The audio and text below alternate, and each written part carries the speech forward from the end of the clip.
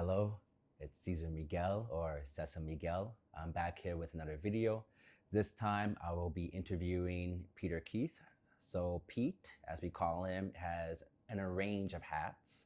So besides being a chef, he talks about his road being an entrepreneur. He is the director of eHUB at the Entrepreneurship Centre at the University of Alberta or ualberta. He's an interim investment lead at UA Innovation Fund. He's an assistant lecturer at ualberta for the Alberta School of Business. He works closely with EU. So EU stands for the Edmonton Unlimited, which is here on Jasper. So if you ever want to get into business, if you want to know about how to get your business started, the connections that we have, that is a great place to start if you are starting out or if you are on a business journey. There's a lot of people in the same boat. Other than that, during our talk, we talk a lot about AI, deep tech, startups, entrepreneurship, venture capitalism, and ultimately how to get started within Edmonton. There's a lot of different avenues. People don't know where to go. So this talk will hopefully bring light and bring more clarity onto people in Edmonton or in Alberta, what to do here and what is next, and yeah, how to ultimately get yourself off the ground. So I hope you enjoy the talk, and I'll see you in the video. Thank you so much, and please comment, subscribe, and then go on this journey with me. Ciao. So, Mr. Peter Keith, thank you so much for joining me. Yeah, thank you. Thanks for having me. I love to have you here. So thank you so much for taking the time coming from, I think you came from the University of Alberta right now, right? Yeah, so I'm at the U of A by day, and then doing some facilitation and coaching here at Edmonton Unlimited. Yes. So you can often find me here in the evenings. So. Yeah, so you quite literally wear a lot of hats, you know.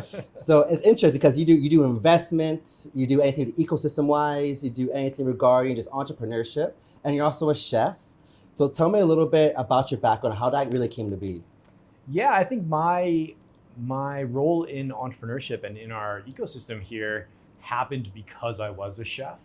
So really? I started working in restaurants when I was 14. It was truly the only job I had until a few years ago. Yep. And through that, I found a real interest in owning and operating food businesses and started pursuing that. Mm-hmm. So when I went back to business school, I majored in entrepreneurship, did my BCom and my MBA.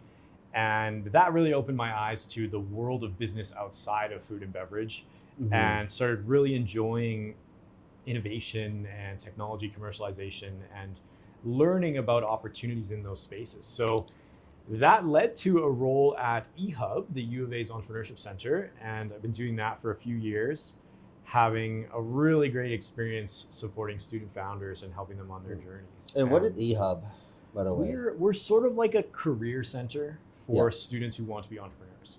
Okay. So, universities are full of places to get help with job hunting, working on your resume, figuring out your passions and interests about what kind of job you might want to do. Mm-hmm. And we're sort of like all of that for entrepreneurs. Okay. So I will do a lot of conversations and ideating with people who are just at the early stage, who are just exploring. Then I will also do a lot of one-on-one coaching with more established companies that are led by U of A students. Okay, so you're walking them through stages is what I'm hearing then, right? Yeah. Okay, perfect. And you developed a taste for it naturally after working. Absolutely. I mean, I think, I don't know, maybe it's a little bit of undiagnosed ADHD. Yeah. Maybe it's, coming from the chaotic world of restaurant cooking. Yeah. But I love to have a lot of things on the go, and I love to be tackling different types of challenges. So when you're supporting 15, 20, 30 different entrepreneurs at a time, they're all in different industries, solving different problems, trying to learn how to support different types of customers. And for me as a service provider, as a coach or mentor, I get just a little taste of that, of what they're all doing. And that's a lot of fun. It's really vibrant. That's good then. So when you're at the U of A then, because you also are a lecturer too, right? Yes. What are some of the biggest opportunities, some of the biggest projects you see coming out from the U of A right now as you speak? Interesting. I think right now, and probably not going to be a big surprise, there's a lot of interest in AI. Yes. And a lot of computer science students are having fun developing ideas that some of them being more AI wrappers, like taking an LLM and putting an interface on it. Some of them are doing a little more advanced research and trying to develop their own complex AI tools. Yes. And overall, what I'm seeing is this new technology has become more accessible, and it's opened up this wave of exploration how can I use this to solve problems that I'm seeing in the world? What's really fun about working with student entrepreneurs is they are so often immersed in the student experience, and they come up with really creative solutions to help other students. So it's really cool because you're kind of in this microcosm. U of A has 50,000 person community.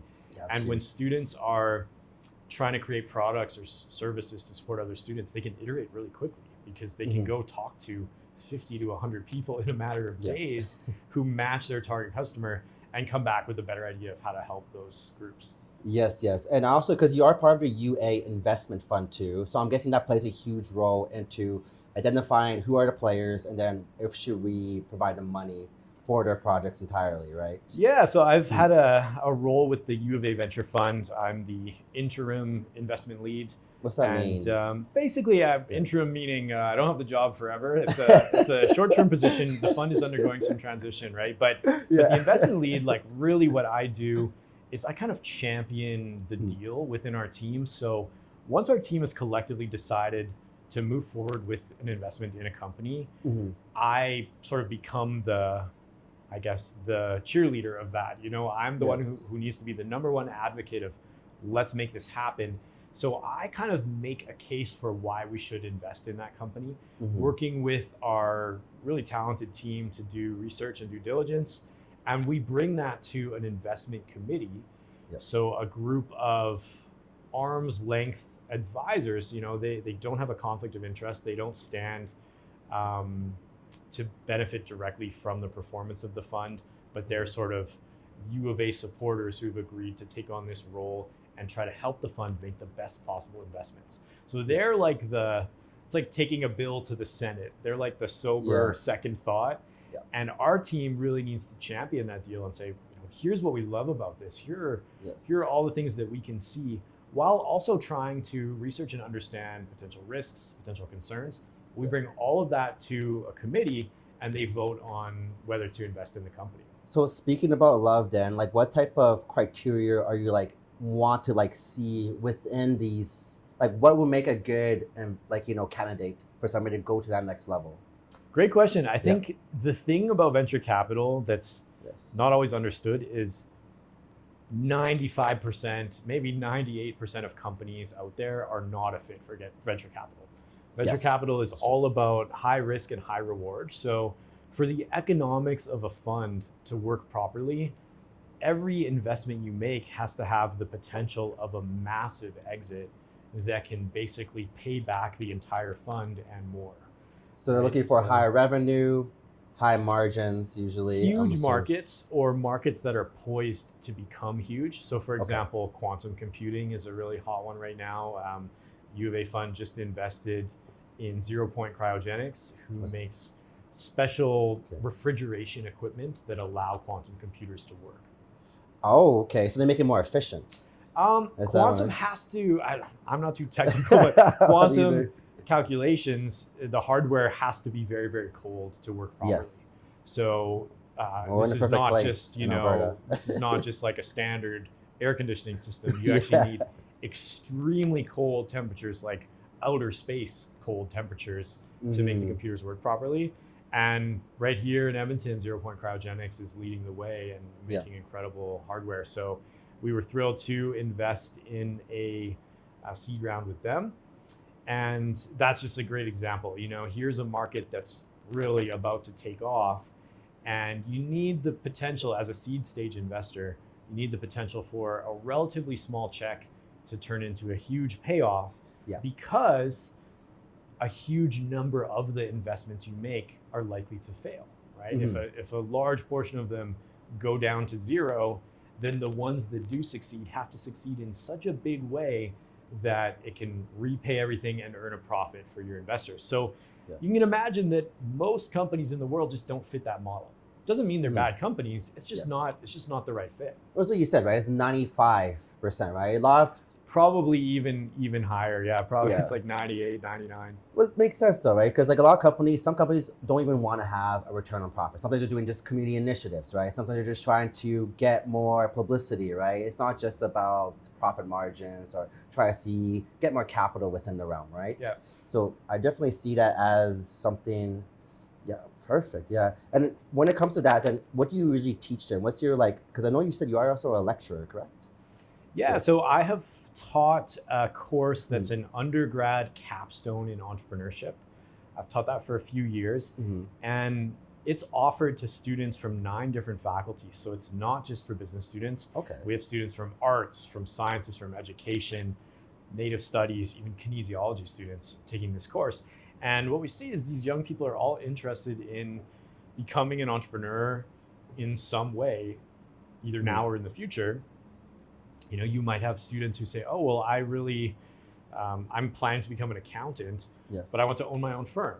Yeah. Or I want to be a dentist and I want to learn how to manage a team and run a business and start up something new, right? So, so many students have an interest in entrepreneurship, but to actually commit to making that your major in a degree, that's not something that a lot of students are comfortable doing because they might have other career paths in mind. So this credential that we offer, it's a certificate in entrepreneurship.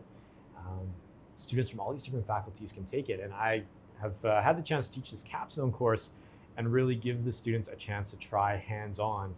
What can I build? What do I know about myself and my passion and my interests? What problems do I want to solve in the world? And we give them a space to try that out. And where do you find this? Because I remember when I was a student at Alberta, it was hard to navigate the system. We have like the most amount of clubs of any university. Yeah. It's hard to find out where to start. So what is the program called? What do you recommend even to get into entrepreneurship, the other programs that are like auxiliary to it? This particular program is called the CIE, so Certificate in Innovation and Entrepreneurship. Okay. We run that through eHUB. Okay. And it is technically offered by the School of Business, but yeah, there are 9 different faculties, all for undergrads. That makes sense. And we encourage students to take a look at that. But you know, you might also find courses within your faculty, whatever it is you're studying. There's a real push in post-secondary to introduce students to innovation, creativity, entrepreneurship, even trying to inspire people to what we call entrepreneurship, right? If you're working within an organization, you can still take an innovative approach to solving problems and finding creative solutions. And so the actual principles of what it means to be entrepreneurial, those refer to processes, mindsets, ways of working, as opposed to particular titles or roles, right? You don't have to own a business to be entrepreneurial. So all across universities, you can actually find courses to study this if you're interested. And I think what holds people back is a lot of people just can't imagine ever being an entrepreneur until they start learning about it and they realize it's not what a broad scope that actually is. Exactly, right? Innovation comes in all different forms, Absolutely, right? yeah. Do you want to speak more about the landscape? So outside of school, what's next? Someone who just graduated, where would they go? Besides, like, speak more about Edmonton Unlimited or some other facilities within the community that can go and, you know, foster more of that creativity and that energy and convert it into something practical and innovative. Yeah, great question. I think first of all, most post-secondaries are actually really happy to keep supporting their students for a little while. So here at eHUB, we will work with you for another year. Once you've graduated, you can come back, you can meet with me. We can keep those conversations going for typically 12 months and really help you create that launch pad. So don't forget about that. Whatever institution you went to, you know, take a look at what support might be offered there. Exactly. Then there are so many resources in a city like Edmonton. So we're at Edmonton Unlimited right now. I do some coaching here. This is a really great space for any kinds of companies or ideas that are innovative, that deal with technology, that are really those sort of high growth type of ventures. But let's say you want to create something that resembles more of a small business, you know, a small retail brand, a packaged food product, a service business. There's still a lot of support in Edmonton. So Business Link is something that's funded, I believe, by the provincial government. Business Link has a presence in municipalities across the province. They do a ton of great programs. They have coaches available, and usually everything that these places offer is offered free of charge. So really encourage students to keep that momentum going. Learning does not stop when you finish university. I think learning begins in a much bigger way when you finish university, because now you're in the driver's seat and you Yes. really need to take control for your own learning journey You do. and seek out those opportunities. Okay. So we got the whole macro of it. Now diving more into the individual organizations. So Edmonton Unlimited, what are some programs you would recommend, starting right off the bat? Yeah, For so example. what they like to do is connect with a founder in what they call a get started meeting. Okay. So the facilitators here, the full-time staff will meet with you, really talk through your idea, get a sense of what stage you're at, what you've already done, what you're currently working on, and then they will refer you to the right programs. So one of the most frequent offerings is a workshop called Business Model 101. Yes. That brings founders through the lean canvas process, which is a really amazing business planning framework. And short workshop, really accessible. It's taught in a way that anyone can understand. You don't need a business background. You can get into that and start to understand how business models work and really start to wrap your head around the first few things you should be thinking about to assess the viability of a business idea. Mm. Once you finish that, you can come into the program that I teach called Discover and Validate. This is all about understanding the problem that you're trying to solve. Mhm. So every business, instead of thinking about the product or service that you're going to sell, we actually take a step back and say, for that business idea, what problem are you solving and who has that problem? And even better, who's willing to pay to have that problem solved? Mhm. So Discover and Validate's great. It's a 5-week program. It really walks you through how to talk to your potential customers, how to learn from them, how to figure out what assumptions you're making in the planning of your business and go test those assumptions. Mhm. And then really helps you think about planning some experiments, maybe even an early stage prototype to deploy and get real feedback about whether people actually want this. So the takeaway, the outcome from Discover and Validate is not necessarily how will I build this business? It's, is this the right business to build? Is this a solution that people will use and will pay for? That's what we want to help people discover through that program. Mhm. Once you finish that, there's a whole bunch more. So build, test, learn, one-off workshops that they put on, and then you get into the venture stream as you get to the stage where you have an established company, a growing team, you're scaling.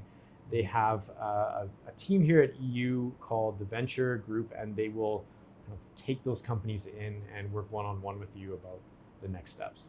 There is a lot of venture groups within Edmonton I've been noticing. Like the more I dive more into it, the more that pop up a little bit. There's a Sprout Fund, there's Yale Town Partners. Can you tell me a little bit more about the venture capitalist landscape within Edmonton, or identify the key players currently right now? Yeah, absolutely. Edmonton is a relatively young venture ecosystem. It is, Our province is undergoing a big transition, trying to move from being a resource commodity type of economy to an innovation economy. So there are a lot of really dedicated people working hard at that. Different levels of government have invested in venture capital firms to deploy money directly into startups. But the general consensus is the government shouldn't be in the position of picking winners. We want to let professional investors pick the winners, right? So firms like the Yale Town Partners, who have the Accelerate funds here in Alberta, Sprout Fund, a few other venture firms. Like FlightPath. FlightPath has been around for quite a while. They were one of the early ones. Really? Graphite Ventures has a presence here in Alberta. Pender Ventures has a presence here, and a number of other ones. Obviously, the U of A fund. University of Calgary has a fund called USeed. So there's a variety of sources of that money, but really it's all about providing risk capital to companies that are solving big problems, right? So when you're developing a new technology, or when you're working to create a product that may not be sellable for a number of years, you can't just go get a bank loan, right? No, you can't. You can't borrow money through conventional sources. So the venture capital model and the angel investing model is really built on writing smaller checks at the early stage to allow the companies to meet some of these specific thresholds, to gain traction and hit these specific milestones along the way that signal to later stage investors that they're making progress, they're reducing the risk, they're finding their customers, they're starting to get traction and eventually starting to make sales. And then once you're bringing in sales revenue, things change a little bit, right? Maybe now you're in a position where debt is more accessible to you and you can borrow money to grow the business. Yes. Some companies hit that point of making sales revenue and they can cash flow themselves from that point onward because the margins are great and they're growing quickly. And the big thing is if your revenues are growing much faster than your expenses, that's a then, good problem to the be free in. cash flow starts to improve, and then you may not need to raise subsequent rounds of equity financing. But that early stage, that venture capital, it's really about unlocking the early part of the journey, funding that so that these companies can get to the point where they can access other resources. Okay, perfect. I want to talk a little bit more about people's passion. Because like we said before, what we were talking about before, you said venture capital is not for everybody, right? Sometimes people have this problem they want to solve that they see that's fit for the market, but they just have a passion for it, but doesn't really, the market's not ready in a sense, right? Yeah. Or something else is not clicking in a sense, right? People just have this passion and they still, do you recommend them to still keep on going if they do love doing what they love to do, right? Or should they just stop and think about, is this not providing value right now for me? Maybe it's a business they are too. Maybe they have a comfortable job. Maybe they have no job at all, right? Should they still keep going, right? I guess it's a very overloaded question too. No, right? it's a great question, but it's that classic answer of it depends. Yeah, so it does depend, yeah. Would I recommend to someone to keep going? It really depends why they're doing this in the first place. So if someone has set out to create the next unicorn, the next Google, they want to change the world, they want to solve a huge problem in a really great way and provide a ton of value to as many people as possible, you have to find the right problem to make that work. Yes. There are thousands of raw ideas to get to one success like that, right? So that's one type of situation. On the other hand, you might have someone who just really enjoys the entrepreneurial process. They love creating and building and helping people. And they might be very happy running a small business, or what the business world has kind of referred to in maybe a patronizing way as a lifestyle business, right? They're doing this to sort of fund their lifestyle, but it's never going to scale.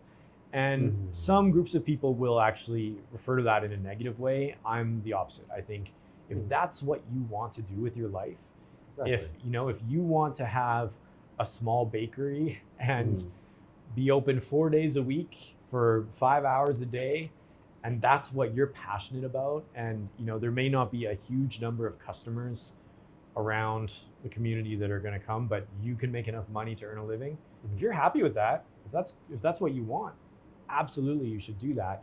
Yes. But if you're trying to create one of those world-changing high growth companies, but it turns out the actual market opportunity more resembles a small lifestyle business, if you're not being realistic with yourself about that, you will be frustrated. Yes. So I think my goal is to help entrepreneurs find clarity about what position they're in and what they want, and make sure that things are in alignment. And if they're not in alignment, coaching someone through that pivot to find a better direction to move in. Yes. How did you find your alignment then? Because I'm pretty sure you faced a lot of criticism in your life, going through all these steps and getting to the position you are right now. What did you really find that really resonated with you? Like, why are you on this journey in a sense too? Yeah, it's funny. I remember being a first-year business student at the U of A, taking an entry-level course, and the course was taught by TAs. Yes. And I remember, the people standing at the front of the class telling us, food businesses don't make money. Yes. If you're doing a class project, you're not allowed to do your project on a food business because, for the purposes of this class, we don't consider them good businesses.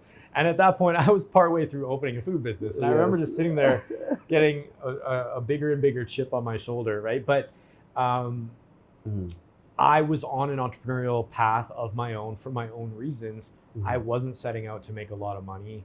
I wasn't setting out to build a scalable venture. I was setting out to produce amazing food and serve our community, right? To create something beautiful for the city of Edmonton. Never need to expand beyond that. So to try to give people specific advice without understanding them and their goals and their sense of purpose, it's really hard to give good advice. So on my own journey, I knew what I wanted to get out of it. Trust me when I say the last 10 years have been a very difficult time in the food industry. COVID, supply chain issues. We see it downtown all the time, right? Yeah. Stores come and go, they close. Yep. High turnover rate. Banks, because I work in commercial banking, right? So we won't even fund businesses. Yeah. And it's if we do, we need to see some papers, right? We got to see financial statements. We see if you're already established, right? But lots of personal guarantees getting thrown around in this space. So I think, maybe it took me a while to understand what that purpose was, but I was on a path that was right for me. And at the same time, that path has changed because my goals and my desires have changed as well. So, I've restructured one of my businesses quite a bit to make it fit my lifestyle more, to allow me to work full time outside of the business. I had to actually shrink that company and delegate 99% of it to our team. Yes. And that was, my own journey that maybe doesn't fit the mold of what a typical business should be trying to do, right? So I do want to talk more about, because you got a good point of a team. Yeah. What do you recommend? Do you recommend entrepreneurs to get a team in a sense to start their journey, or do you recommend them doing it themselves? Yeah, it's funny. Like you will hear people talk, panel discussions, speeches, and some people will say you should always have a co-founder. Yes. Like I've heard that. I feel like I heard that multiple times at the Upper Bound conference last week. Yes. Yeah. Some people truly will work so much better as the solo founder, but you will almost always need to work with other people in some way, right? You can't do everything yourself, especially if you do want a scalable business. Now, there are people out there who create service businesses where they are a solo owner operator and they work their 9 to 5 and serve their customers. Think about like certain home services businesses, plumbers, electricians, different skilled trades. You can do quite a bit as a solo founder if you realize that you really like to do your own thing, be a lone wolf, make your own decisions, and not have to bring a community along with you. There's nothing wrong with that. You will be a little bit limited in what you can achieve. There's a lot of talk about how AI tools can really do the work of 10 people. But the age of free AI tools is quickly coming to an end. So pretty quickly those things will require a lot of resources as well. What do you mean by that then? When you say it's coming to an end? The cost of the compute has been subsidized by the AI giants, right? They're all fighting for market share. It's kind of like what happened 10 years ago with Uber. Like the price of taking an Uber was artificially low because Uber was trying to win customers. Yes. What happens? Eventually they try to turn up the profit and they raise the prices. So there's going to be a little bit of that happening, and the buzz of the last couple of years of like a solo founder using AI to do the work of 20 people. There's still a lot of potential there. There's still a lot of unique ways that you can build companies like that, but the costs are going to start to change. So in terms of co-founders, here's what I've learned. Nobody knows everything. Nobody has every skill set, and nobody can be their own support system. Yes. So whether or not you have a co-founder, even if you choose to be a solo founder, you still need an emotional support system. You need a network of friends, family members, colleagues that you can go to for help, for advice, sometimes just to cheer you up when the business is struggling. Like having people around you who want to see you succeed and will kind of help you navigate that journey. That's so important. Having and a circle. co-founders can be that for each other, right? Yes. I've said to many students before that when you have a founder team, usually like everyone's got their own things going on in their life and their own challenges in the business. And oftentimes one founder might be struggling, like they might be at a low point. When there's multiple founders, maybe one of the others is at a high point and they can carry the load a little bit more, shoulder that burden a little bit more, take on more work, and also really try to help uplift the other person who's struggling. And then at some point in the future, it'll likely switch where that person might be having a tough time and the first somebody founder else can pick up the slack. I'm right? very curious because what do you think about going business with your friends? Right? Do you think it can make and break the relationship, especially if somebody's not seeing and you're like, oh, I know this guy for 10 years. He's not picking up the slack, maybe because he's as busy as you say, right? But in the future, he might, but they don't see the future. They see what's happening right now within the first couple of weeks. Do you recommend going to business with your friends right off the bat? Or what some alignment should have or expectations should you put already in place to make sure that your friendship stays intact and that the business, even if it fails, you still have that friendship at the end? It depends. So you work in banking. I'm sure you've heard the advice, like if you lend money to a friend or family member, you should consider it a gift. You should actually tell yourself in the moment, like, I will not get this money back. Yes. And only lend it if you're comfortable with that.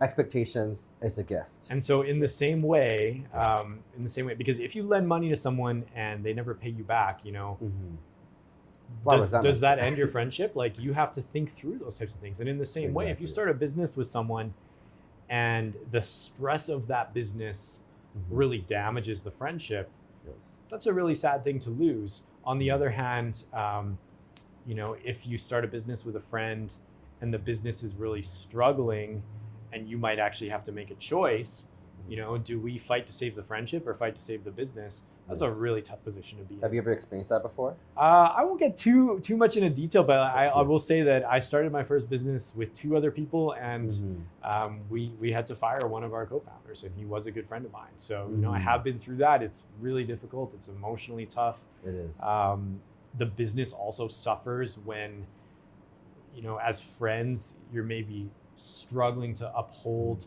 the boundaries or the accountabilities that need to be in place with a co-founder because they're your friend.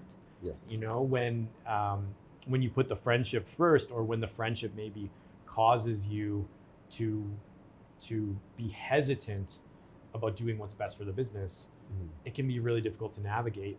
I know a few examples actually of businesses that were created by a married couple, you know, by a romantic partner.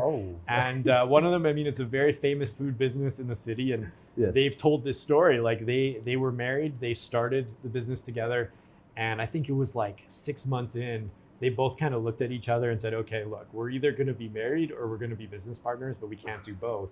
And they decided to part ways as a couple and stay business owners. And they owned that business together for many years and had a very successful partnership. But parted ways as a couple. Like, that was the choice that they made. So, you know, imagine starting a business and having to actually think about that and say, well, that's huge. This is one of my good friends. What if one day we're no longer friends in order to save the business? Am I comfortable with that? Yes. Pretty hard to answer. So I would never say don't do it. I would just say be realistic about all of the potential outcomes. Don't sugarcoat. Don't make assumptions. Like, try to be real. Try to listen to people who have done it and hear about the different ways it could end up, and just ask yourself, am I comfortable with that risk? Like anything in entrepreneurship, it's about managing risk. Do you recommend then, if somebody does want to start a business, then going through Edmonton Unlimited, do the draft with the business model 101, afterwards go to discover and validate with you, right? And really see if there's an alignment there, right? Because there's a lot of coaching on the business, but I also feel like there's also needs to be coaching on the relationship between the different partners too. Do we have that in Edmonton right now? Like, good question. Well, maybe I'll focus on the first part of that first. Yes. We're very big at eHUB on purpose-driven entrepreneurship. So not just picking what you think is a business idea that will make you a billionaire, but picking a problem that you are passionate about solving. Because the first few years of this journey are going to be a roller coaster. There will be periods of time where you might feel like you're steps away from bankruptcy, you know, steps away from burnout, working incredibly long hours. The thing that's going to keep you going in that moment is not the possibility of getting rich. It's the sense of purpose, that you care about the problem you're solving. You're excited to help the people who need this product or service. You know, for me in the food industry, I'm so passionate about food. I love to eat. It's my favorite hobby. Being able to create amazing food for the community and knowing that they love it and appreciate it, and it makes a difference in their day-to-day life and contributes to our culture and our ecosystem and our economy, that sense of purpose kept me going through the difficult times.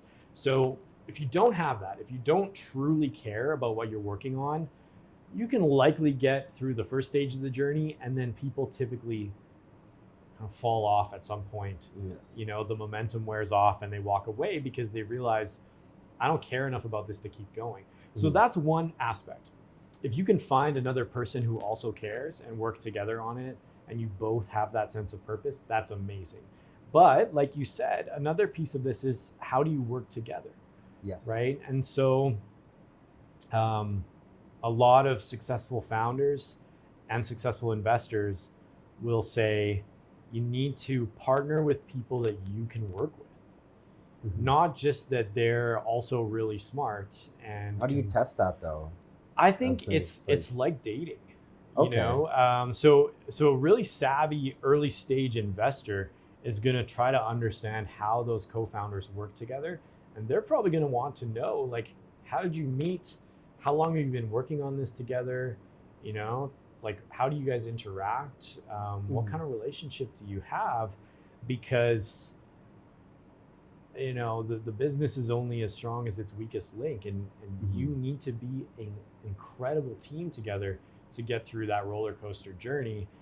That doesn't mean you're always going to be best friends. It doesn't mean every day is going to be easy. It's, you know, I mean, the greatest partnerships, the greatest marriages all have their difficult moments. They do. But being able to work on it together and preserve the strength of that relationship, invest in that founder relationship, that's going to be essential. So I've heard investors say it's truly like dating. Like, you need to date your future co-founder, get to know them, spend time, you know, sitting down and talking about ideas and doing some planning, doing some exploration. Taking these programs together and putting in the time and doing the work is a really great way to experience that. What happens when you have your first disagreement? It may not come in the first few months. You know, it might take a while for that first disagreement. It's like the honeymoon stage. There's a total honeymoon stage. And one of the things we always suggest is, as a founding team, you need to do the papers. You need to create a shareholder agreement. You need to work with a lawyer and structure your ownership in a fair way. You need to have those awkward conversations when things are still going well, because trust me, it's very hard to have those conversations if you're angry at each other, right? It's very hard to get to a good outcome. It's like, I mean, say what you will, or however you might feel about a prenuptial agreement, you know, a fair and well-made prenuptial agreement is much better than a messy divorce. So in the same way, like, being intentional about planning the co-ownership of your business is a really important thing. You don't have to do that on day one, but you want to make space for that when building the business. When, because I understand not doing it day one, but when should you bring up that conversation then? Is it like once you start having a product, once it's built? Like, I think once money is being spent. Once money is being spent. You know, or a material amount of money, and that's going to depend on the people.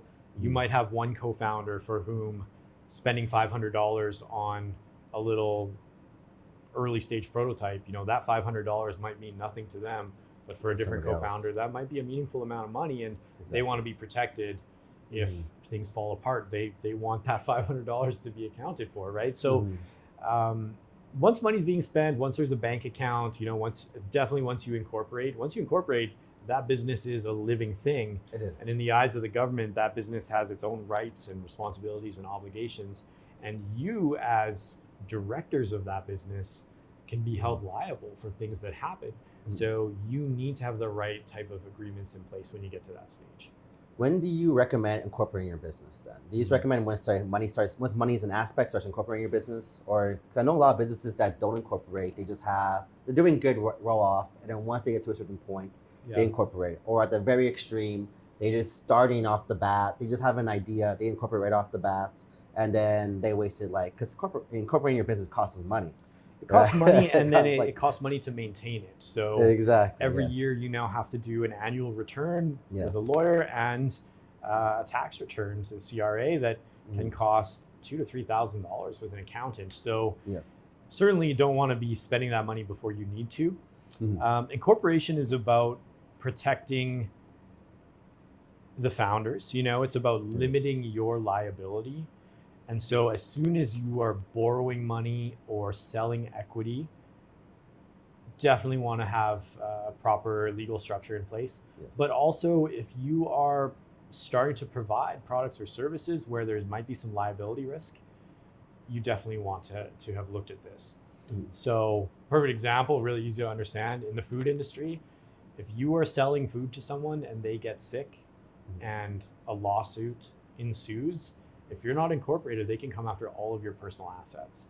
Right now, yes, That's you true. can get insurance, you can get protection, but once you're operating, once you're entering into legal contracts, the corporation helps shield the founders or the shareholders from some types of risk. So if you get to that stage, you want to make sure you are protected and you have the right structure in place. I do want to jump it's something a little bit more complicated within structure. So I know a lot of people have holding companies, right? So you get to the stage your business is very successful. When do you recommend to have a holding company and maybe a trust company to, protect yourself even further? Yeah, there's some different considerations here. If you're at that level, it might make sense to talk to a professional advisor like an accountant or a lawyer. My perspective on it, holding companies can help you decide when the income hits your personal taxes, right? So if you own the shares of a corporation within a holding company, that corporation pays the dividends to your holdco. You can keep that profit in your holdco as long as you want. And, some people will use that as a retirement vehicle. They will sort of build up the asset inside a holdco. And then in the future, when their other streams of income might be lower, they will start to pay themselves a salary out of the holdco or dividends out of the holdco. Yes. So that sort of income smoothing, that is one of the reasons people do it. Really depends on your situation, the type of industry you're in, the amounts of money that might be moving around here, and also your personal financial situation. Do you have other sources of income or not? All these things would weigh into it. Do you recommend, because some people we're at the stage right now, and I notice a lot of people don't want to have any assets in their name. They want to have it all underneath the corporation or underneath the holding company or underneath the trust, but not in their name. And on paper, they personally want to be broke, right? For tax purposes, right? Yeah. Do you recommend doing that later on once you do become successful and once you do have a good income stream coming up to protect yourself from other litigation that happens to you? Yeah, that's really not my area of expertise. I think this is where those, personal finance experts and advisors come in, accountants come in. I will just say I'm a big believer in contributing to society and people paying their share. And so the type of entrepreneur that I want to be is, if I have incredible success and build a lot of wealth, I know I personally will want to pay my share, and I like to think I won't be looking for kind of places to stash it and hide it. Switzerland or something. But we don't have to get too political with the discussion. But obviously, there is an entire industry built up around helping people make those types of decisions. It's not my area of expertise, but again, planning the impact of your business on your own personal finances, that is important. It's something that entrepreneurs need to think about. I do want to bring it back to the emotion part of it, like what makes you driven. So I feel like there's a lot of different emotions that make you kind of propel yourself forwards, right? There's motivation, there's obsession, and there's discipline, right? Yep. What do you think about how would you balance these three emotions and these aspects? Because they do different things, right, to help you move forwards, right? Motivation is more like a want, right? A temporary want to do something. Discipline says, you have the discipline to do it no matter what. And obsession is you can't stop doing it, right? Interesting. Yeah. For me, it's almost like a pyramid. We haven't talked about this. This is the first time hearing this, but I can kind of picture like a hierarchy of needs pyramid, where at the top you have that motivation. Like, what's the intrinsic reason? Why are you doing this? Right? What is it about the opportunity and your own personal priorities that make this the right thing? And then the next layer is like, how can you find a way to be obsessed about this? How can you find a way to keep the fire burning, to be excited, to be as excited on day 500 of building the business as you are on day 1? Yes. That's key. And it's not easy to do, but finding a way to be obsessed about solving the problem, obsessed about helping your customers, and really obsessed about pursuing that original motivation, while recognizing that the path to get there may not be a straight line. Yeah. You know, the product that you end up building may not be what you originally thought it would be. The solution that you create may not be what you originally assumed it to be. Exactly. And if you're obsessed about the problem, I mean, if you're here at Edmonton Unlimited, you'll hear all of us say that a lot. That's like, we should put that on a shirt, right? Yes. It's kind of That's our a really good slogan, mantra. because that's how you provide real value Yeah. to your customers and your users. Is you obsess over the problem that they have and what a great solution actually means to them. Mhm. That may not be the business idea you originally had, but as long as your original business idea is tied to a sense of purpose, which is that motivation, then you'll have something to obsess over. And then the bottom level, I think, is where the discipline goes, which is, can you get out of bed every day and keep working on this? Can you do the hard work?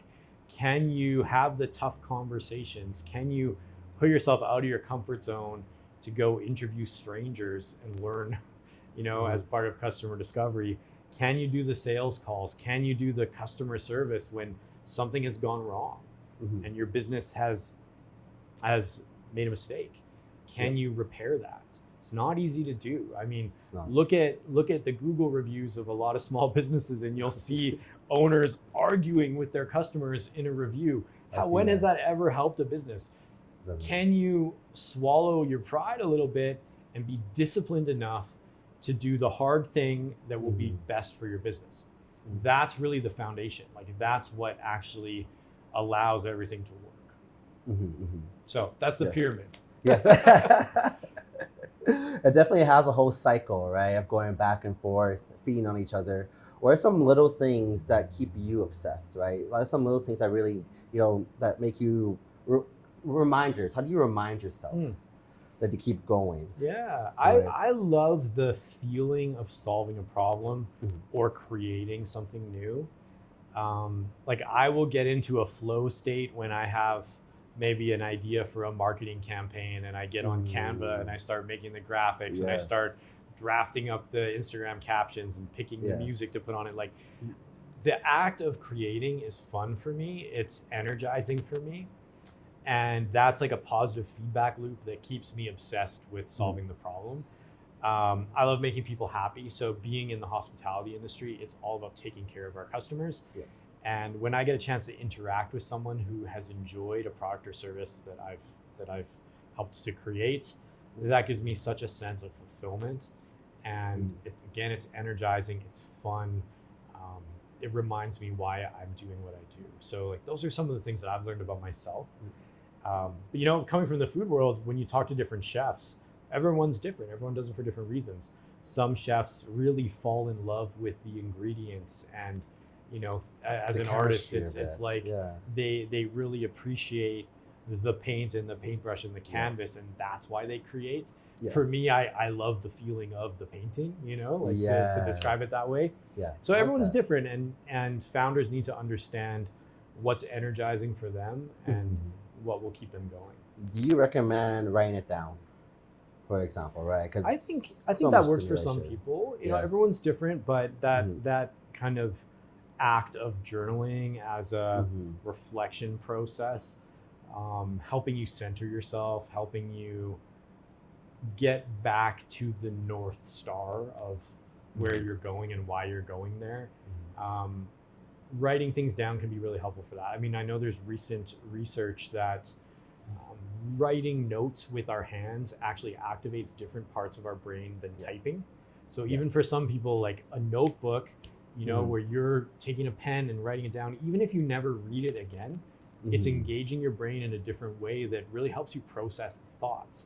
So the science seems to be there.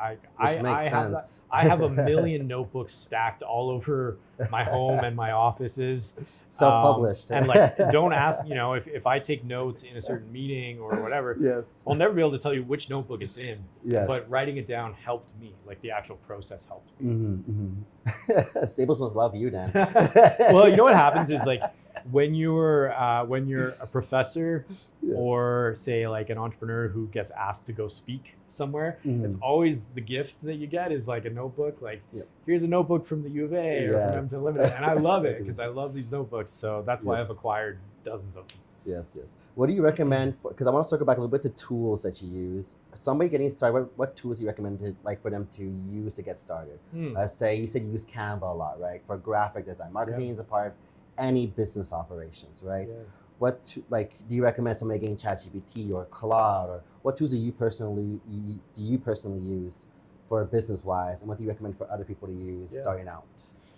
I love Canva. I actually just said to someone yesterday, when I get the annual invoice for my pro Canva subscription, like I smile because I think to myself, like, that's the best money I'm spending. Yes. I get so much value out of that. So just an example, it's just a tool, but I find it so helpful and so easy to use. I'm a Gemini guy for AI. I like the Gemini platform. I like how it integrates with the search function and everything. I kind of personally use Google Suite for my productivity. I love having everything on the cloud. Like sometimes I'm actually quite surprised. I'll be talking to one of my students in a class and they'll say, oh, well, I don't have my assignment because it was saved to my laptop and my laptop died. And I just think like, it's 2026. You don't have that on the cloud. So the different tools that I've used have been helpful, but I think this is actually an interesting point in that it's really good to focus on the job you're trying to get done. Just like in customer discovery, what are you trying to achieve? Start there, understand that, and then think about the criteria of what a good tool should look like. Then go find a tool that has that criteria. What happens a lot is people pick a tool because someone told them about it or they saw an advertisement for it or whatever. They pick that tool and they start paying for it, and suddenly they're like, oh, well, it has all these other features, I guess I should use these features. Suddenly you have make work projects happening because you're trying to fully utilize a tool that you've already paid for. Imagine flipping that around and saying, what actually has to get done? What would be most helpful? Now let me go find the tool that's going to get that job done for me. Exactly. So speaking on that a little bit, what does a business structure look like? Because there's marketing, there's operations. What other categories are there so somebody should focus on when building a business?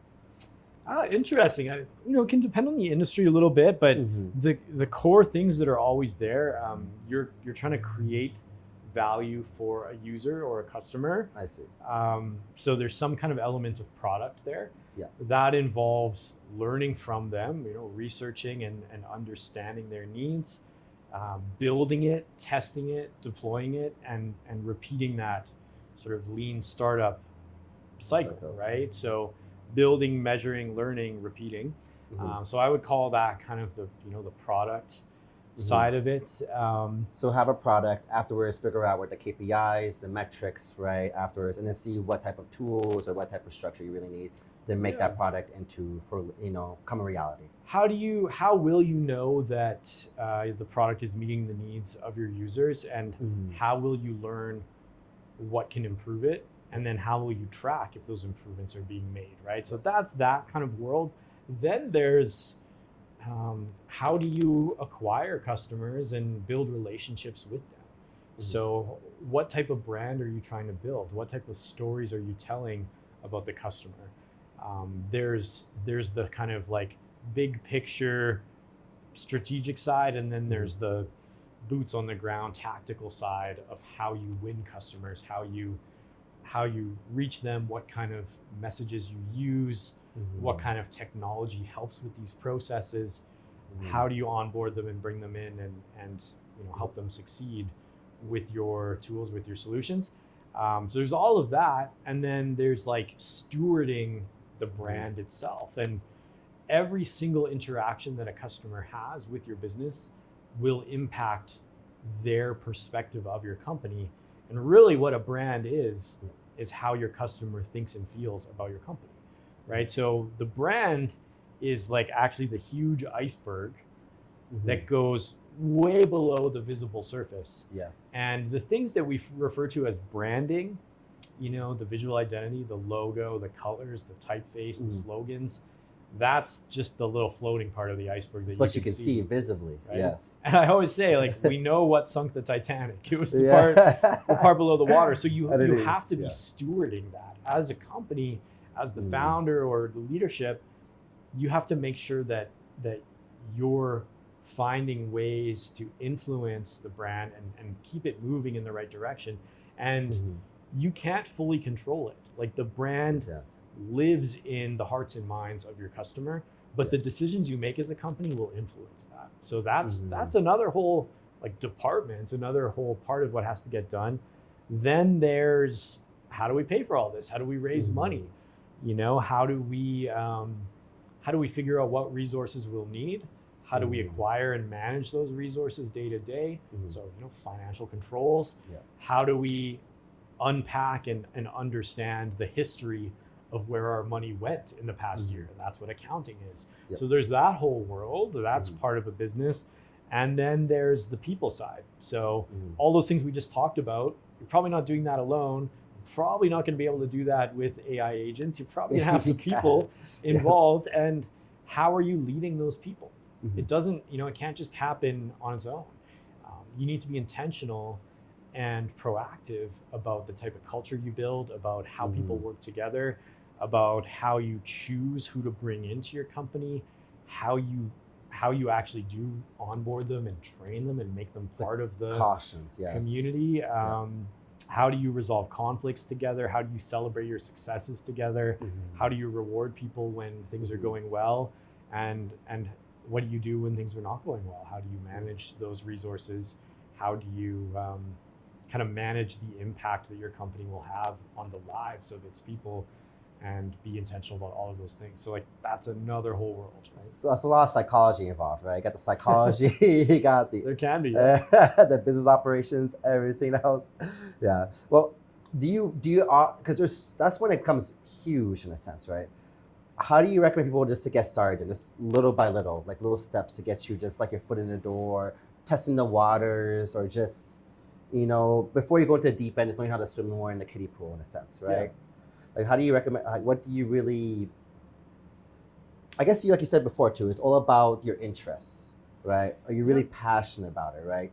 Then from there, you can see how far you can go and how far you can actually float, right? Before you need some help or you need a team, maybe you need to build a boat, you know, you don't know how deep the water is, right? So to get you started, what do you really recommend to, you know, help you just jump, or make that first leap in a sense? Well, I like the swimming analogy. I think that's really interesting, because if you talk to people, let's say you talk to people who are 10 years into their career, you know, maybe people in their late 20s, early 30s, many of those people will say, yeah, I would like to open a business one day. Yes.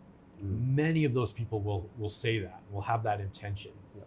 And if you check back in with them 10 years later, most will have never done it. And most of them will say, well, I'm kind of waiting for the perfect idea or the perfect time or the perfect opportunity. And so with that analogy, it's sort of like saying, oh, well, I'll jump in the water once I know how to swim. Right? You cannot learn to swim outside of the water.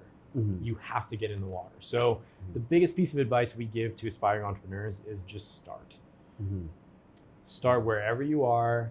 Start in a way that fits your life, that you're comfortable with, but not, you know, you can't expect to be fully comfortable. It should be scary. It should be a little bit intimidating. It should push you out of your comfort zone in some way, but you can decide how much risk you can take in your life. You know, you don't have to sort of quit your job as maybe the breadwinner of a family and just say, oh, I'll just figure it out. Like, you can manage those risks. You can be intentional and be thoughtful and be strategic about what you do. But if you're waiting to jump in the water until you feel like you know how to swim, it's never gonna happen. You learn in the water. So that's my biggest piece of advice. Just start, once you're in the water, you need to kind of be a sponge. Like, you need to soak it all up. So you need to have a curious mindset. You need to be falling in love with the idea of learning and growing and improving. And that means that you're going to be wrong sometimes, right? I mean, we talk about that a lot in Discover and Validate. Taking on that scientist mindset where our job is to learn and seek the truth and we're going to make mistakes. We're going to have failed experiments, but those make us smarter and they help us build a stronger business.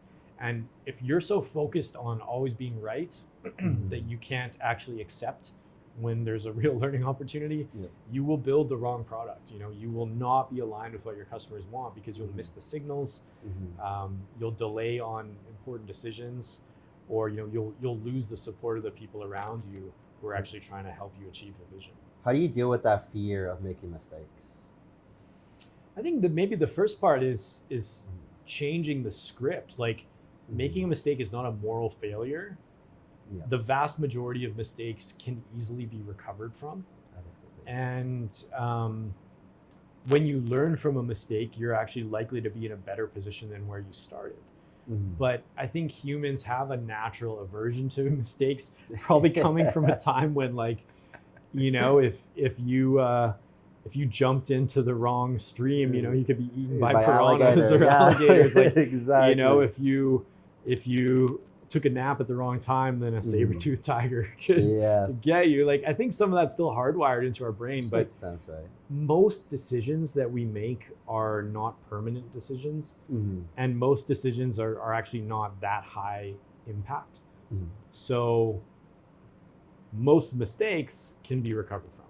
I think it's also that the times have changed. We're like in the age of abundance now, right? Sure. Right? Yeah, most people, right, in our society, especially like here in Edmonton, there is a bit of a safety net, and there are ways to be entrepreneurial without putting all of your life savings on the line, or without taking huge financial risks. There are ways to start small, but start intentionally and grow over time. I'm very curious because you talk about financial risks. What about reputational risks? Because that's hard to recover from, right? To kind of yes and no. I mean, no? I think Canada's maybe a little bit different than, say, Silicon Valley. Silicon Valley is quite a bit different than Europe. What I've heard about entrepreneurship in Western Europe is that there maybe is more cultural shame around a business failure. Whereas, say, in Silicon Valley, like, there's almost this celebration of, oh, your startup went bankrupt, but you learned from it and you picked yourself up, dusted yourself off, and you're trying again. That's great. You learned something. So that's a cultural thing. How do you feel about Edmonton then? Is it similar to Silicon Valley a little bit? I think we're a little more conservative and risk averse, and maybe feel a little more awkward or embarrassed about failure. Should just move to Calgary there is a little bit. I don't know if Calgary's different or not. I mean, the oil industry has not been smooth sailing. Like, there have been countless companies that have failed in Alberta's economy. But I agree, like, there can be some shame attached to failure, but far less than people are likely worried about. Where I think your reputation can be permanently damaged is if you do something unethical, is if you go down the wrong path. And no one sets out saying, I'm going to be an unethical entrepreneur, or I'm going to make decisions that will hurt people. No one starts their journey thinking like that. When we teach a lot of our business courses at U of A, we assign a reading by someone called Clayton Christensen, which is called How Will You Measure Your Life? And it's essentially a speech that he gave to graduating students at Harvard. And he said, you have three important goals as you go out into the world. And one of the goals was, don't go to jail. And like, he talks about Enron, and he talks about these situations, and he says, like, I went to school with some of these people who committed fraud, and they were good people. They didn't set out to do something unethical. So what can happen in business is, maybe you start to let your values or your moral compass slip a little bit because of extreme circumstances, but then you normalize that behavior for yourself. And I think sometimes founders that are struggling, when companies are nearing the end and are struggling financially, or maybe approaching bankruptcy, founders can start to act out of a sense of desperation, feeling like they have no other option, and maybe they start to make bad decisions or unethical decisions, and that, I think, damages reputation, and rightfully so. I mean, failing because you gave it your best shot, but the business just didn't work. Yeah, it might sting a little bit. People might talk a little bit when they see you out in public the next time. Oh, that's the person who owned whatever business. Yes, right. And then within a year, everyone's forgotten and everyone's moved on with their lives, and you started something new. failing because you were acting in unethical ways and doing things that were hurting people, yeah, I don't think that's recoverable, or it shouldn't be. I mean, again, not to get political, but we can look south of the border and see all kinds of examples. Who knows? But I think there's a big difference there. I mean, giving it your best shot and failing is something that society is really not punishing anymore. They're not. Yes, perfect. Thank you. Any closing comments before, because I know you're a busy man. I don't know how long we've been here too. I don't know. Yeah, this was a great discussion. I mean, thanks for doing this. I think it's fantastic to have these discussions and get these ideas out there and really hopefully help show potential entrepreneurs that it's possible to do this, that there is help along the way. There are people and resources here to support you, and really just trying to encourage people to go for it. So yeah, I think in closing, I'll just say again, don't wait until you know how to swim. Jump in on the shallow end if you have to. You know, find who your lifeguards are going to be, who your supporters are going to be, but go for it, give it a try. Pick something that you care about, that you want to learn about, and obsess over solving that problem. Exactly. Thank you so much, Pete. Yeah. Next time.